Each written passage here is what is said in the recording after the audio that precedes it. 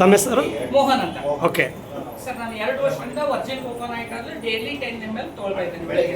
ಬೆಳಗ್ಗೆ ಮಾತ್ರ ತೊಗೊಳ್ತೀನಿ. ಅದು 2 ಹೊತ್ತು ನಾನು ತಡಿಲಿಲ್ಲ. ಓಕೆ. ಸೊ ಡೈಲಿ ನನ್ನ ಆರೋಗ್ಯದ ಪ್ರಕಾರ ಡೈಲಿ ತೊಗೊಳ್ತಿದ್ದೀನಿ. 99% ಆರಾಮಿದೆ.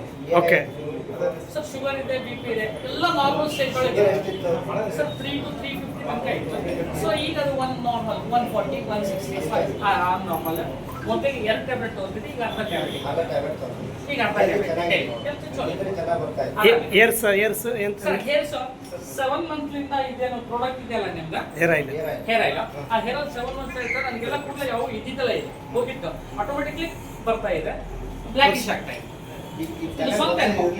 ಸರ್, ಇದು ಇರಲಿಲ್ಲ. ಇದು ನೋಡಿ ನಾನು ಇನ್ನೊಬ್ರಿಗೆ ಕೊಟ್ಟಿದ್ದೆ, ಬಟ್ ಅವ್ರು ಬಂದಿಲ್ಲ ನನಗೀಗ. Okay. ಅವ್ರು ಬಂದಿದ್ರು, ಅವ್ರು 15 ಜನರಿಗೆ ಈಗ ಅವ್ರು ಇಂಟ್ರೊಡ್ಯೂಸ್ ಮಾಡಿದ್ರೆ ಅವ್ರ ತಲೆಯಲ್ಲಿ ಕೂದಲು ಬಂದಿದೆ. ಏರ್ ಆಯಿಲ್ ಹಚ್ಚಿದ ಮೇಲೆ ಕೂದಲು ಇಂಪ್ರೂವ್ಮೆಂಟ್ ಆಗಿದ್ದಾವೆ, ಕೂದಲು ಇಂಪ್ರೂವ್ಮೆಂಟ್ ಆಗಿದೆ, ಬಂದಿದೆ, ಮತ್ತೆ ಹೊಸ ಬಂದಿದ್ದಾವೆ. ಹೊಸದಾಗಿ ಬಂದಿದೆ. ಕಳಿಸಿದೆ, ಬಟ್ ಬಂದಿಲ್ಲ ಅವ್ರು. ಓಕೆ ಆಮೇಲೆ ಟೋಟಲ್ ಸ್ವದೇಶಿತ ಪ್ರಾಡಕ್ಟ್ ಇದೆಯಲ್ಲ, ಪೇಸ್ಟ್ ಸೋಪ್ ಎಲ್ಲ ಪ್ರಾಡಕ್ಟ್ ಯೂಸ್ ಸರ್, ಮಾಡಿ ಎಲ್ಲ ಪ್ರಾಡಕ್ಟ್ಸ್ ಯೂಸ್ ಮಾಡಿದೆ.